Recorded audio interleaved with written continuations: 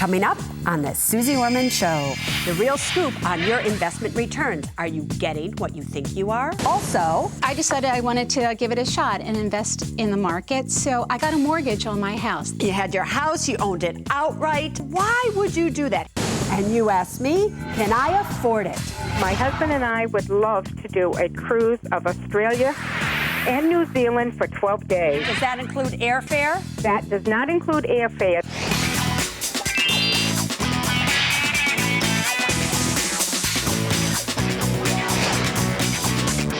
Hi everybody, I'm Suze Orman and you are watching the Suze Orman Show.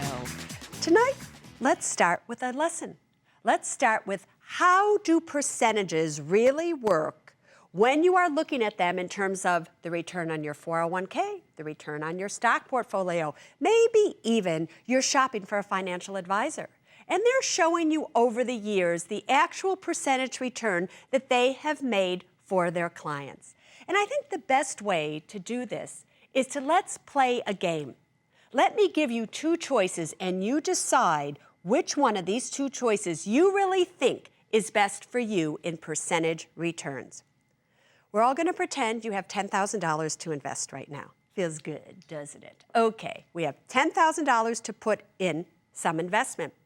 Your first investment choice is this. You take $10,000 and you are guaranteed to make at least 80% on that money the first year. 80% guaranteed. The second year, however, it is also guaranteed that you will lose 50%. Now, probably in your head, you're thinking, oh, not so bad. I'm up 80%, I'm down 50%. In your head, you're probably thinking, that's still a 30% gain, not so bad. Let's put a pin in that for 1 second, and we'll see if it is or if it isn't. Second choice is this. You have $10,000, you put it in a money market account, some savings account, and you earn 5%. And you're guaranteed to earn 5% this year, as well as 5% next year. Which one of those two do you want? Tick, tick, tick, tick, tick. Yes, if you're like most people, you really chose the first choice. But let's now put those percentages to the actual numbers. You started with $10,000. $10,000 up 80%, that's $8,000. Now you have $18,000. Oh, we are down 50% now the next year. 50% of $18,000 is $9,000. You have only $9,000 left after 2 years. Oh, you're not up any money at all. You're actually down $1,000 or 10% from where you started. Are you surprised? Mm-hmm. Second choice, however, you put $10,000 in a money market or savings account at 5%, you now have $10,500. Second year, it makes more money. You have $11,025. Wouldn't you rather have, after 2 years, $11,025 versus $9,000? I most certainly would, but you get fooled by percentages. Let me give you one more example of how percentages play within your investment plan. When something goes from 100 to 50, that is a 50% decline, is it not? But for something to go from 50 all the way back up to 100, that is a 100% increase. That's why it is very, very important that when you own a stock, a mutual fund, an exchange-traded fund, anything that invests in the market, that you are very aware at all times how much percentage-wise is it going down. Because the more it goes down, the harder it's going to be for it to get back to where you were. So it's important, again, for you to always keep tabs on your money and know what kind of returns you're really getting. Lynn joins us tonight from Philadelphia. Lynn, you have a question for me? Hi, Susie. Hi, girlfriend.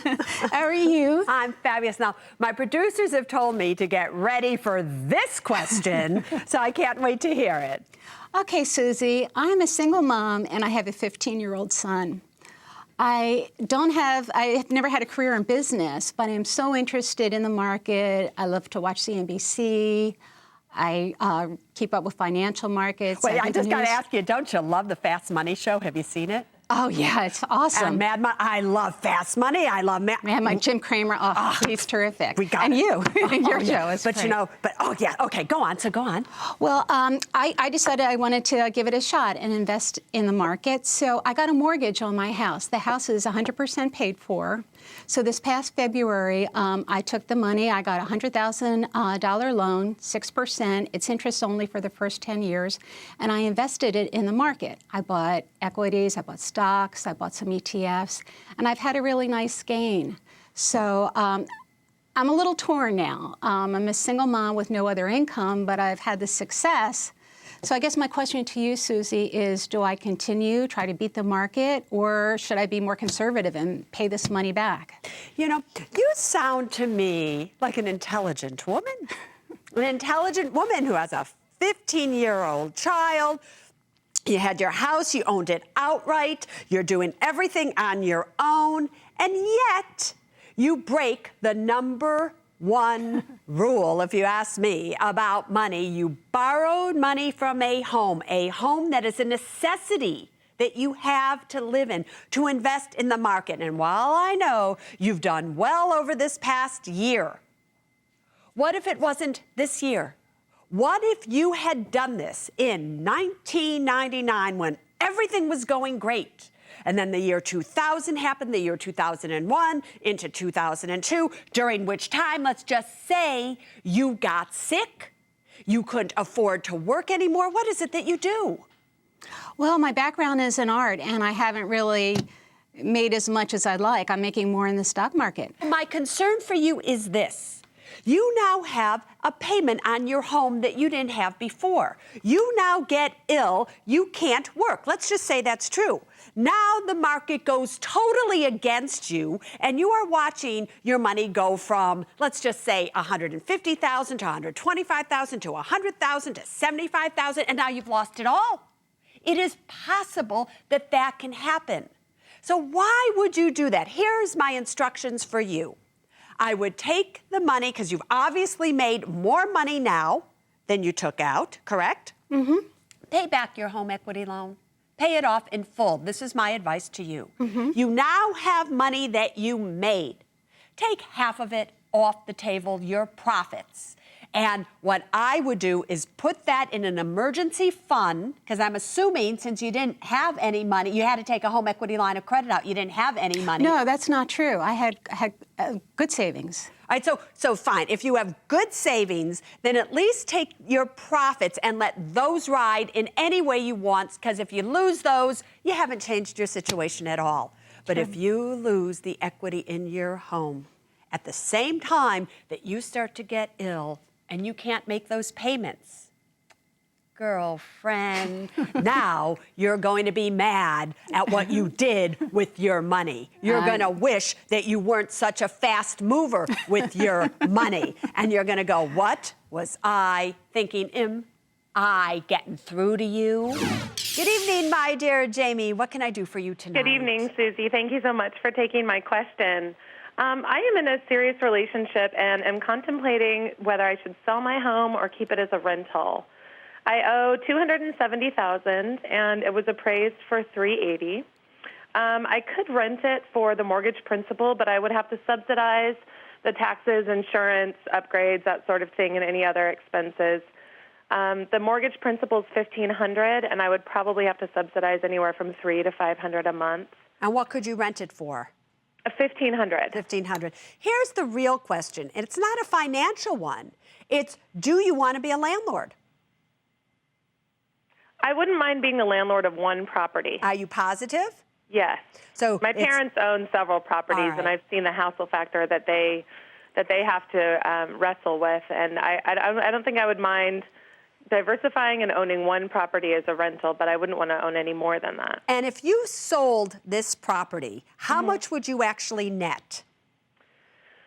I have an equity line of credit that's about $25,000 because I had to redo the foundation and do a couple and regrade the backyard and put a new roof on. So how much would you actually net? I would net probably $70,000 to $80,000. So if you're netting $80,000 and you took that $80,000 and you just put it in a money market fund or something like that, you could easily be getting yourself $300, $400 a month of income coming into you with no risk to that $80,000 whatsoever versus you having to come up with $300 or $400 a month just to subsidize this home. And you already said you had to take out a home equity line of credit because you had to do something in the backyard. You needed a new roof. You're going to need another new roof sooner than later. You need new heaters. You need new air conditioners. Everything goes wrong. What if your tenants all of a sudden can't pay you the $1,500 a month because they got sick or they lost their job? Now you're going to have to come up with that $1,500 a month plus the other money to pay for anything. Is that what you really want to do at this point in your life? Well, that's a very good question, And the Susie. answer to that is no, you don't sell the home and sell it right now. Gary in New York City. Gary, do you know you have the same name as my brother, Gary? No kidding. No kidding. No kidding, Gary. But I will not talk to you like I talk to him. I'm just joking. Anyway, Gary, what do you want to know? Well, just to start, my wife and I are big fans of your show. We watch it every Saturday night. We really love it. Thank you so much, sir. No problem. Basically, I have a credit card, and due to my strong credit history, my card company has continued to increase my limit on that credit card. Yeah. However, it's increased it to about, I'd say, $50,000 at this point. Now, I know that there are wealthier people out there who have either no limit or a much higher limit, but when I seem to compare myself to my colleagues, it seems that it's a bit high. Now, my twofold question to you on this is, does a continued increase have a negative effect on my FICO score? And the second part of the question is, will it affect our ability to buy a home next year, or will mortgage lenders have any issues with my increasing credit card limit? From what I can decipher from what you're asking me, my opinion on it is it will actually help your FICO score rather than hurt your FICO score as long as you don't use the credit limit. Remember, a good percentage, approximately 30% of your FICO score is made up of something called your debt, what you owe, to your credit limit ratio, the credit limit that all these credit card companies extend to you. The more credit limit you have with the less debt that you actually owe, the lower your debt to credit limit ratio. The lower that ratio, the higher your FICO score. The higher your FICO score, the lower the interest rate you get when, in fact, you apply for a mortgage. So should it hurt your ability to get a mortgage? Should it hurt your FICO score? No. Tiffany in California, give it to me. Hello. Hello. My question is about life insurance and whether it's necessary or a good strategy for building wealth, even though I don't have any dependents. Have you lost your mind? Have you just lost your mind? So are you a single woman? I am single. You have nobody dependent on you for money whatsoever? Right. Well, let me put it to you this way. Couldn't be a worse idea if it tried. Don't even go there with me with it. You aren't going to do it.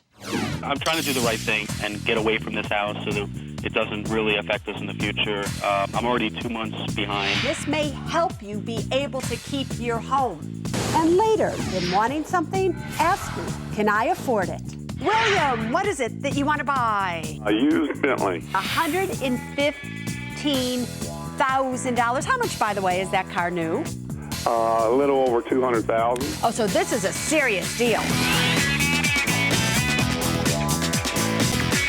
Welcome back to the Suze Orman Show. Brian, you're up next. What can I do for you? Hi, Susie. About 3 years ago, my wife and I purchased a home, and I don't think we can afford it anymore. When I bought the house, we were barely making enough money to pay the mortgage. Originally, I had a 5-year adjustable interest only.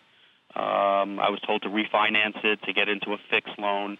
Took some equity that we had. We didn't put that much money down when we bought the house. I took some equity just to pay some credit card debt that we had.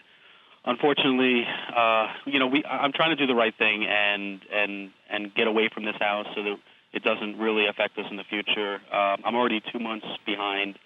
I don't know what else to do other than the only way I can probably catch up is to take a hardship withdrawal from my 403B, which is what I'm asking. Is that the only way to do it? They're not going to give you a hardship withdrawal from your 403B, in my opinion, for this situation, because this truly isn't a hardship.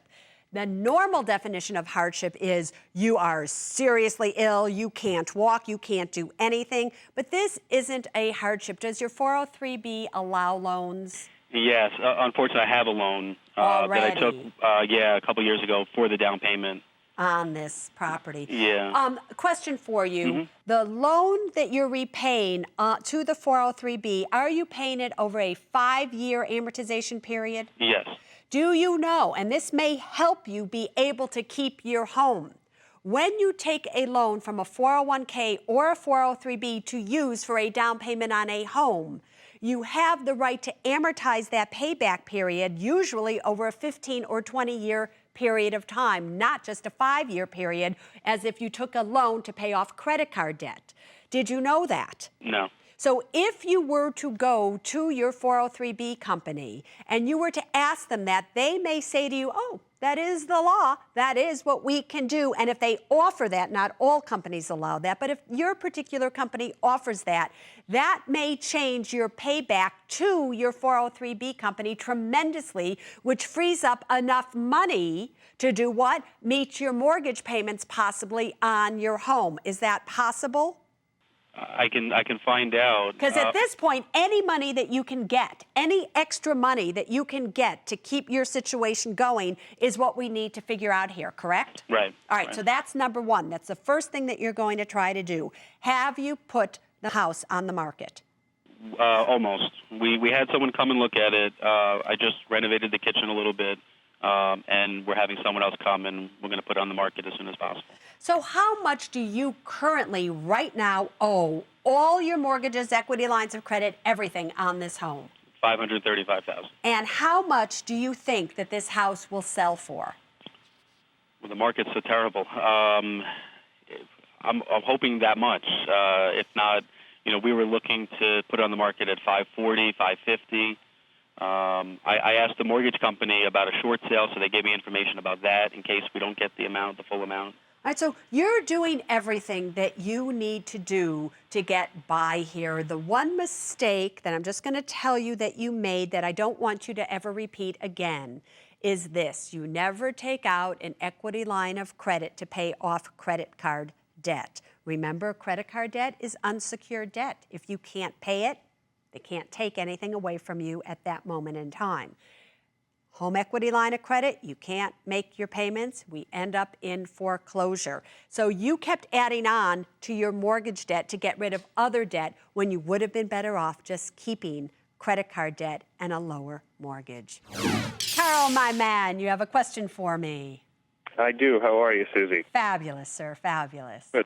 Well, I have a question because I have a boatload of credit card debt, roughly about $59,000 in credit card debt. And I owe about $260,000 in student loans. $260,000 in student loans? Yeah, that would be about right. What did you go to school in? I went to medical school, undergrad, then medical school, and so I've accumulated a lot of debt. But you're a doctor. I am a doctor.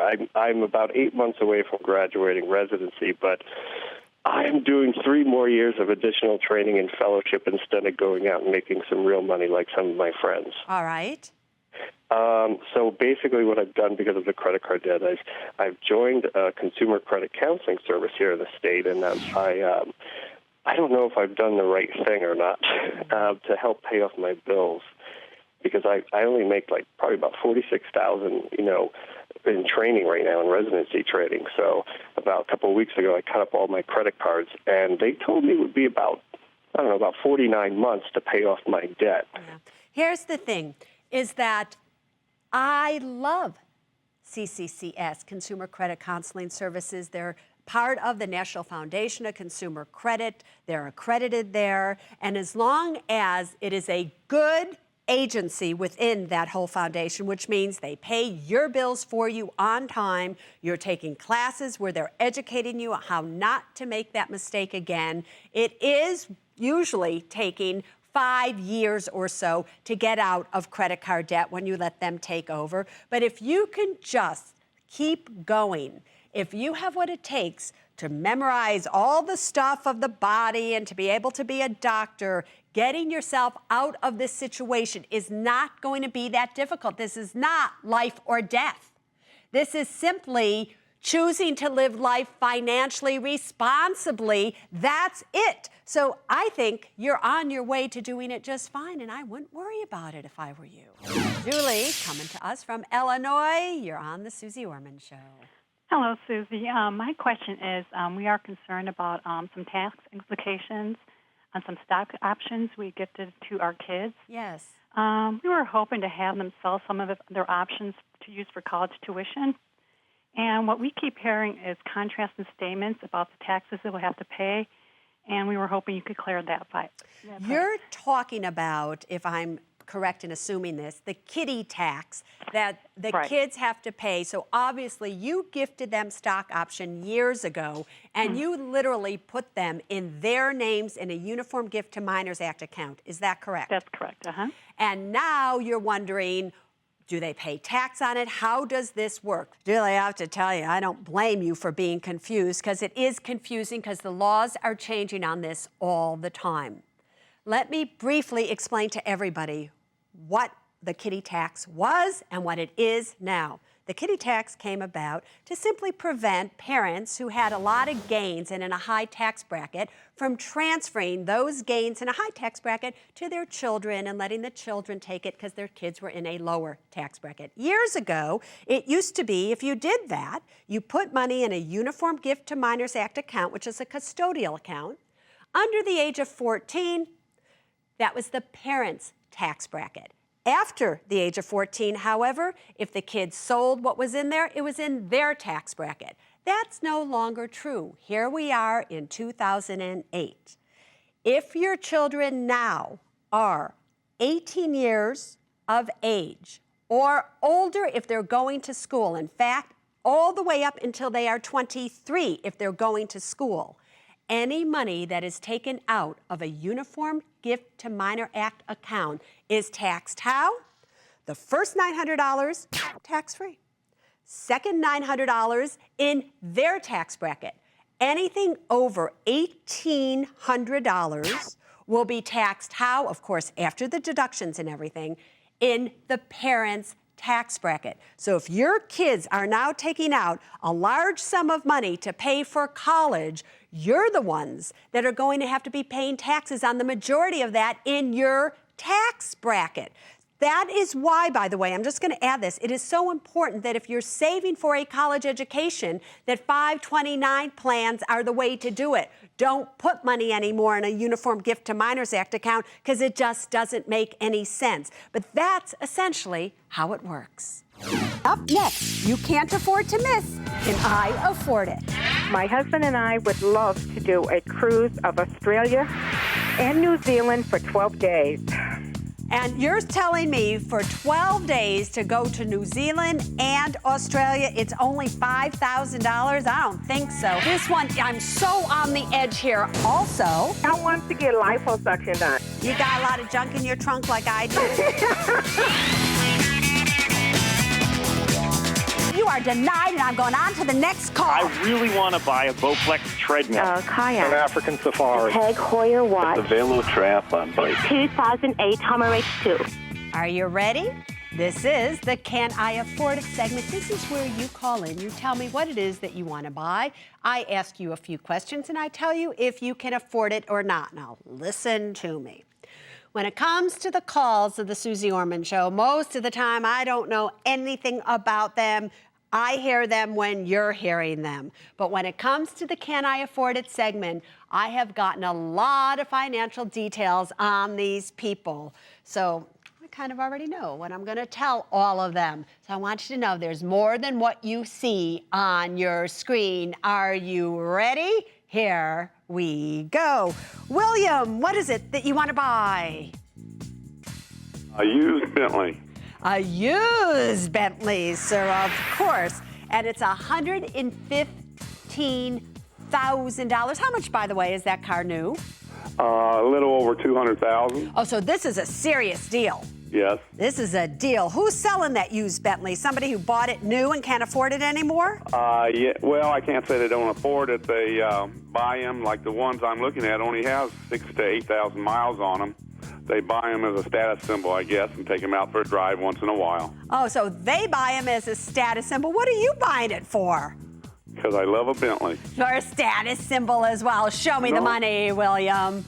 Okay. All right, go on. Tell me about yourself. Our combined income is $7,300. Yes. I have a brand new house, $400,000 that was paid for cash. Great. I have $587,000 in savings. Yes. I have $555,000 in my 401ks, and I max out my 401k where I'm working now, plus the catch-up. All right. And I see that you are 61 years of age. How much longer are you going to continue to work? I'll probably never quit, because if I do, I'll become a couch potato. All right, so you'll never quit. In your mind, you're always going to have this $7,300 coming in. Is that correct?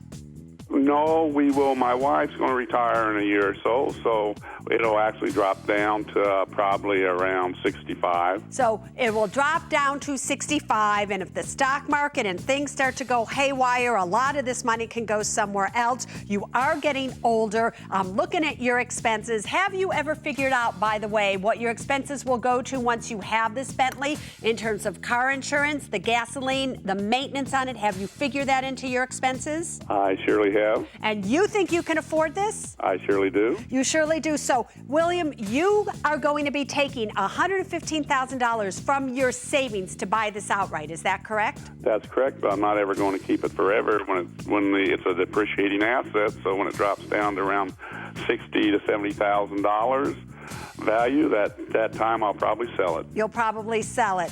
I have to look at this, at your situation, that you're going to take an asset. You may or may not be able to sell it. Who knows? Maybe it's going to be in an accident. You never know what can happen to it. And look at your situation. And as much as I want to be able to say to you, you betcha you can afford it, from what I have seen about you, totally, I'm so sorry. On the Suze Orman Show, Suze says you have been denied.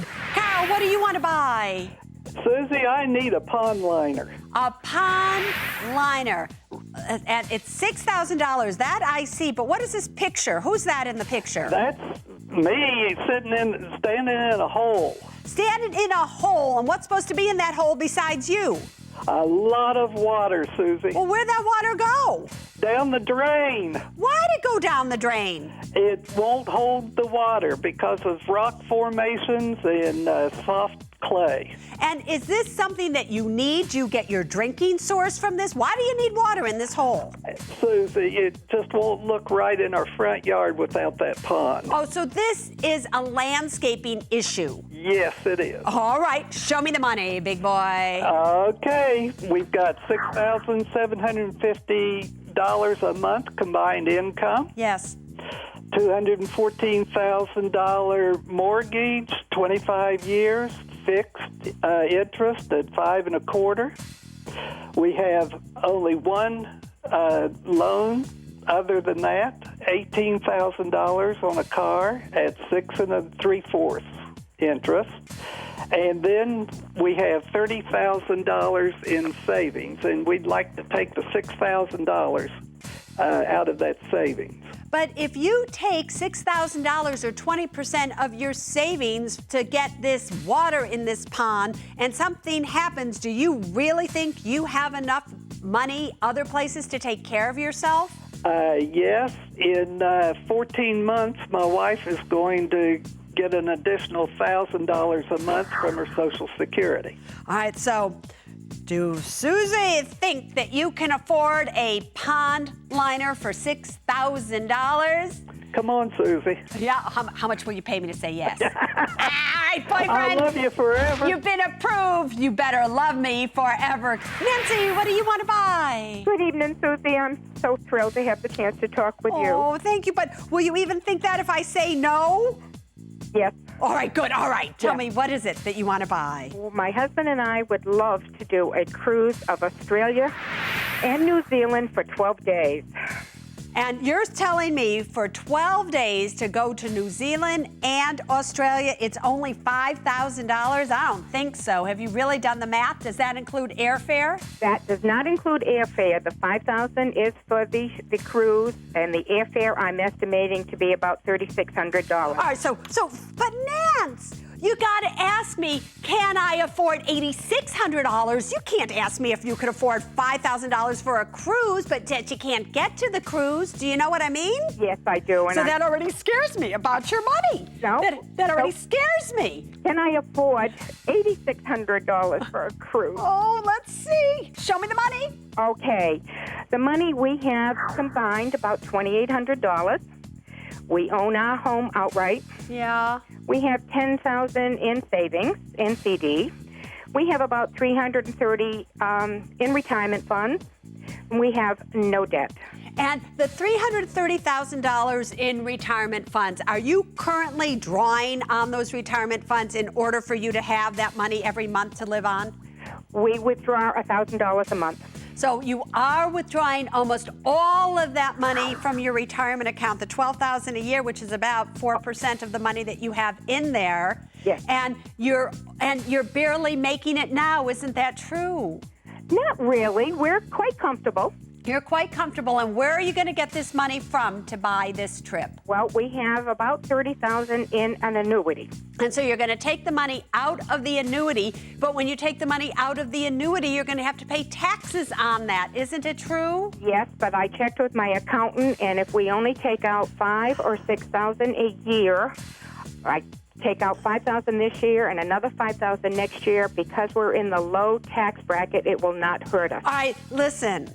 This one, I'm so on the edge here. I'm tending to say no, that you really can't afford it. You're just stretching it too much. But because something in me tells me that you've never treated yourself to anything in your whole darn life, I'm going to say, you know what? You've been approved. Go on, have a good time. Why not do it now? You're getting by okay. Rose, what do you need to buy? Hi, Susie. I want to get liposuction done. Liposuction? Yes. And $10,000 worth of. Are you really big? What do you look like? I want to have it's really tummy tuck and some lipo on like the backside. My back part. You got a lot of junk in your trunk like I do. I do. Everybody always tells me, they say, Susie, you got junk in your trunk. But I kind of like it. But I've really been good, so I really think I deserve it. Because I'm to some, I'm real cheap. All right, show me the money. Okay. I bring home $3K. Yes. $83K fixed mortgage. Yeah. $550 in living expenses, and $37K in savings. And you're 31 years of age. Yes. Do you have any kids? Yes, two. And two. And has anything changed in your situation lately? Just recently divorced. Oh, and did you want this liposuction before you were divorced? Yes. You did, huh? Yes. Well, here's the thing. If something happens to you, how are your kids going to be okay? There's no money in savings. Well, I mean... And the most gorgeous body in the world isn't going to help them. True, and anything can go wrong at any time. And because that's the case here, guess what I'm going to say to you? You are denied. You are denied. Just go ahead, lose weight and exercise. Save the $10,000. Sheila, what is it that you want to buy? I want to do some landscaping in my backyard. All right. And for $20,000 of landscaping, how long are you going to hold on to this home for? Forever, hopefully. Forever. So you are not going to sell it in 4 or 5 years. Right. All right, girlfriend, show me the money. Okay, I take home about $3,100 a month. Yep. I have approximately $1,700 living expenses. Yes. My mortgage is $618 a month. I have $49,500 in retirement. $10,000 in savings. But you're almost 40 years of age with very little in savings. How are you going to pay for this? Well, I have a credit card that's 0% interest for 12 months. But just because it's at 0% interest doesn't mean that you don't make payments on it. So $20,000 The minimum payment on this is going to be like $600 a month. Right. Where are you going to get that $600 a month? My quick calculation here tells me that you're barely paying your bills now. No, I take home $3,100 and $3,100, but your expenses with everything else, and if anything goes wrong, $20,000 for landscaping. Here's what you can do. Okay. First of all, you've been denied. You can't afford it. Go and get some gloves and a little shovel and go do the landscaping yourself. Want to be part of the Can I Afford It segment? Go to my website, SuzeOrman.com, and put it right there, what you want to buy, and I'll tell you if you can afford it or not. You just said you don't know. You don't know. Why would you be doing something you don't know? Because I'm ready to move into something larger. I'm living in a 2-bedroom condo right now. Oh, poor baby. Also, my ex-husband has defaulted on his student loans, and my divorce attorney told me that my children will have trouble getting student loans in the future. What's your divorce lawyer talking about? He could not be more wrong if he tried. Welcome back to the Suze Orman Show. Susan, you're on the air. Hi, thank you so much, Susie, for taking my call. Anytime. My question is, my ex-husband has defaulted on his student loans, and my divorce attorney told me that my children will have trouble getting student loans in the future. I want to be proactive while they're young. I have excellent credit, and I have paid off my student loans. I assume he files his taxes, but do federal student loans look at what the other parent makes, even if they are not contributing toward the child? I want to work on this issue before it's too late. Well, two things. Number one, what's your divorce lawyer talking about? He could not be more wrong if he tried. So I would be first questioning, is he a good lawyer, period? Because he's telling you something that is not true. No, they don't look at the income of a parent that isn't contributing to it at all. So girlfriend, don't listen to him. We're going to New Jersey, and we have Christy on the air. Hi, Susie. My question is that my boyfriend and I are in the process of buying a home together. We're also in the process of selling my condo. What I make off of the condo is going to be the down payment on our home. We plan on putting down 20%. My question is that... Wait, stop. Did you just hear your question to me? Did you hear how you said it? You said, we, my boyfriend and I, we are going to buy a home. I am selling my condo. Yeah. The down payment for our condo is my money from the sale of my home. Right. And we are buying a home together. No, you are buying a home for your boyfriend. Let's just get clear on that. What is he contributing besides the monthly mortgage part of that? Anything? No. Are you sure this is what you want to do? That's my question to you before you ask me yours. Well, yes, I definitely do want to buy the home. Yes, but you don't. Why do you want to buy the home in his name and your name? You well, said, it's actually not going to be in his name because he has bad credit due then to a you divorce. need to say, I'm buying a home, I'm using my money, and stop with this we thing because it's not we, it's you. Okay. All right, fine. Now ask me your question. Okay. I am buying a home. He is planning on paying the mortgage once I put down the 20% down payment. My family has concerns about this because they want me to get something in writing because, first of all, I wouldn't be able to afford all the payments on my own. So that's why I'm saying we're buying it together. They believe that I should get something in writing because he possibly, if something happens and he leaves and I'm left with a mortgage that I can't afford on my own, or if we were to get married and then half of it becomes his when most of my money is going into it. Do you feel that we need this agreement? Yes, I do. And what should I say in the agreement? In the agreement, and again, that will be between the two of you, and there are cohabitation agreements that you can get. In fact, you can go to my website, SuzeOrman.com, and under resources, we do have a cohabitation agreement that you can download for free to make sure that you and your boyfriend have everything in writing and how it should be. But my concern is this. I would just make sure that he is very, very aware that this is your down payment, even though he is paying the mortgage on this home, that if anything happened to the two of you, he is going to walk away with nothing in terms of this home. And I mean nothing. just because he's paying the mortgage doesn't mean that he should be able to take anything away, because the big thing today is the down payment. Now, you may not feel that way. You may feel you want to give him something for having paid off your mortgage. Maybe when the time comes, if that were to happen, you want to give him half the mortgage money that he put in. Do you see what I'm saying? Right. So you're going to have to figure that out between the two of you. But why, at this point in time, when real estate is still so iffy, why are you doing this until you have actually gotten married? Why am I buying the house before we get married? That's right. Whose idea was it? Oh, you don't know. It's actually both of ours. Yeah, but you just said you don't know. You don't know. Why would you be doing something you don't know? Because I'm ready to move into something larger. I'm living in a 2-bedroom condo right now. Oh, poor baby. You're living by yourself in a 2-bedroom condo with him, and you want something larger that you're not going to be able to afford if he moves out. Will you just stay where you are and stop complicating yourself because you want something bigger? I know all of you are thinking about how do you save every penny you can. Stop thinking about writing off interest.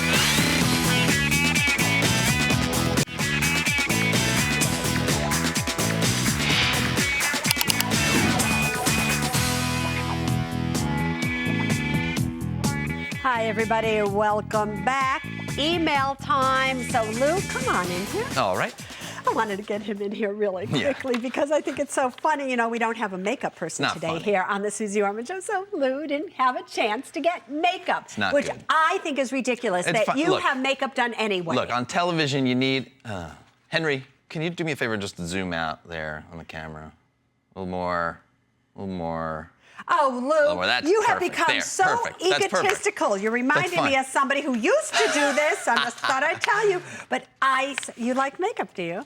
No, need, not like. It's a necessity. Lou likes makeup. Here's the first email. Go for it. From Lisa, age 28 in Philadelphia. Hi, Susie. My husband and I are thinking about financing a new car. We previously paid cash for our cars, but that isn't an option this time. We are deciding between getting a car loan or getting a home equity loan. I think the home equity loan may be better since we can write off the interest. What do you think? No, stop thinking about writing off interest. And I know all of you are thinking about how do you save every penny you can, and why it's true. When you have a home equity loan, you can write off the interest on your taxes in most cases. But if something happens to you, how many times do I have to say this? If something happens to you and you can't pay back that home equity line of credit for whatever reason, they can take your home from you. Why do you want to do that? Just simply take out a car loan, pay it off as soon as you possibly can. If something goes wrong and you can't pay the car loan, they just take the car. It's repossessed. What do you care? You don't live in your car. So don't take out a line of credit to buy a car. Don't take out a line of credit to pay off old credit card debt. Do it the way you should. Keep debts separate from your home. You like makeup.